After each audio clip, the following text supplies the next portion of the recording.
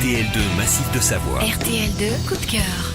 Les coups de cœur des médiathèques d'Albertville et du Gine. Aujourd'hui, Hélène, on va parler d'une BD écrite et dessinée par Catherine Meurice, Les Grands Espaces. Mais alors, qui est Catherine Meurice ? Catherine Meurice est une dessinatrice de 38 ans, ancienne caricaturiste à Charlie Hebdo et auteure de BD.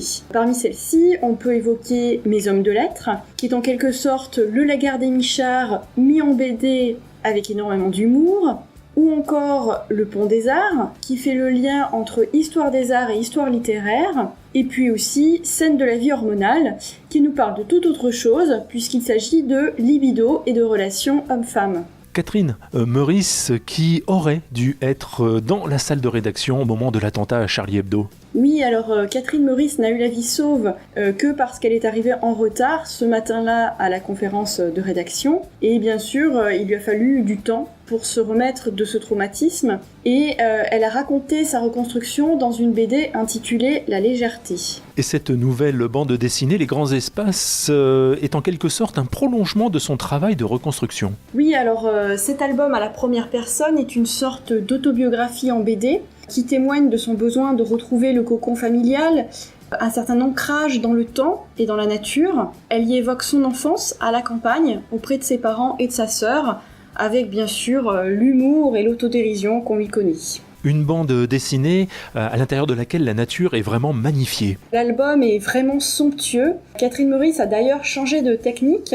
À l'encre de Chine qu'elle utilisait dans ses précédents albums, elle a préféré le crayon, qui est plus adapté pour dessiner les matières végétales comme les feuillages, les troncs, mais aussi la pierre. On notera, Hélène, et c'est important de le préciser, rien de niais ni de complaisant dans cet album.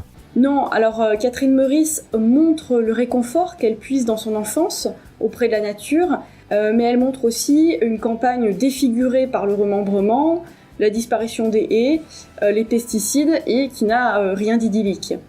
Et pour finir, Hélène, un album où l'on retrouve de nombreuses références littéraires et artistiques. Oui, alors ça fait vraiment partie de l'univers Meurice, et puis nature et culture font quand même bon ménage. Alors elle évoque notamment Pierre Loti, Proust, Zola, ainsi que des peintres qui ont célébré la nature tels que Corot, mais elle le fait toujours avec énormément d'humour. Les Grands Espaces de Catherine Meurice, une bande dessinée qui fait du bien et montre que l'art et la nature aident à vivre. Une BD à savourer dans les médiathèques d'Albertville et du Gine et à offrir pour les fêtes.